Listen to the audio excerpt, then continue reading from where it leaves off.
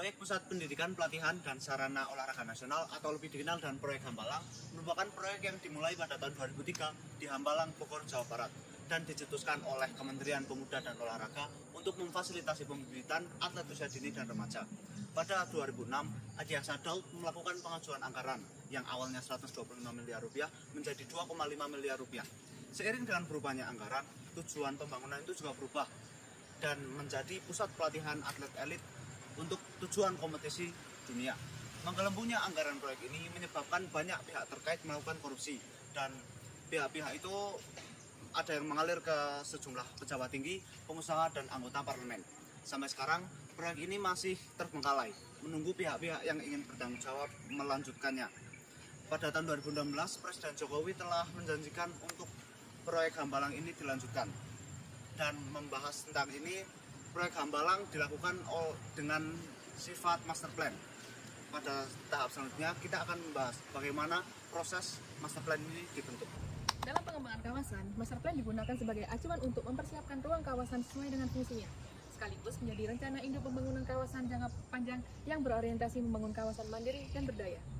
Tujuannya untuk menyusun dokumen perencanaan tata ruang di tingkat kawasan melalui optimalisasi pemanfaatan lahan, pengelolaan potensi sumber daya alam, dan lingkungan dalam pengembangan fisik dan partisipasi masyarakat secara komprehensif dan berkelanjutan. Durasinya sekitar 90 hari kerja.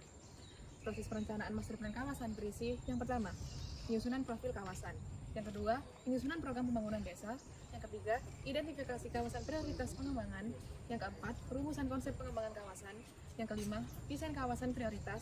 Yang keenam, penyusunan dokumen master plan kawasan. Dan yang terakhir, konsultasi kemitraan. Pelaksanaan master plan terdapat stakeholder yang terlibat.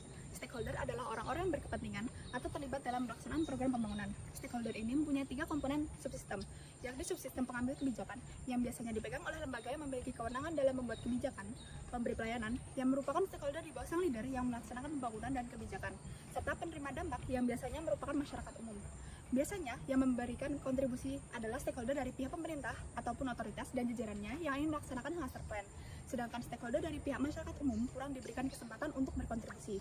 Biasanya yang terlibat antara lain tim pelaksanaan dan analisis, lembaga dan stakeholder pemerintah dan non-pemerintah yang terlibat.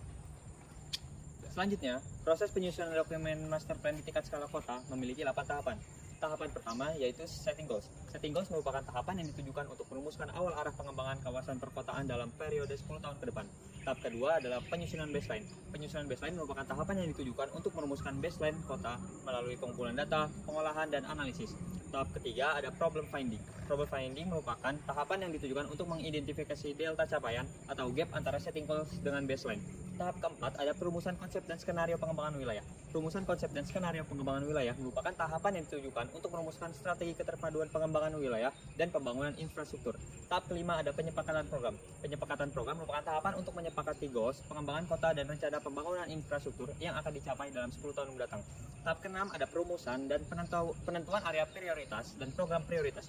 Perumusan dan penentuan area prioritas dan program prioritas merupakan tahapan yang ditujukan untuk penyiapan rumusan kriteria pemilihan area prioritas dan program prioritas. Tahap ketujuh ada penyusunan program pembangunan area prioritas dan prastudi kelayakan program prioritas.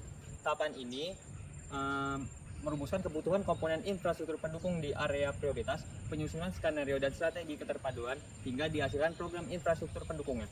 Dan tahap yang terakhir adalah finalisasi program. Finalisasi program adalah tahapan yang berkelanjutan dari tahapan diseminasi program pembangunan infrastruktur skala kota dan area prioritas yang telah dihasilkan kepada stakeholder, sehingga masukan yang diberikan stakeholder dapat menyempurnakan program pembangunan yang telah dihasilkan. Dilanjutkan dengan tahapan revisi dan tahapan penyempurnaan program pembangunan hasil perbaikan seminar dan revisi yang siap diserahkan kepada BPUY.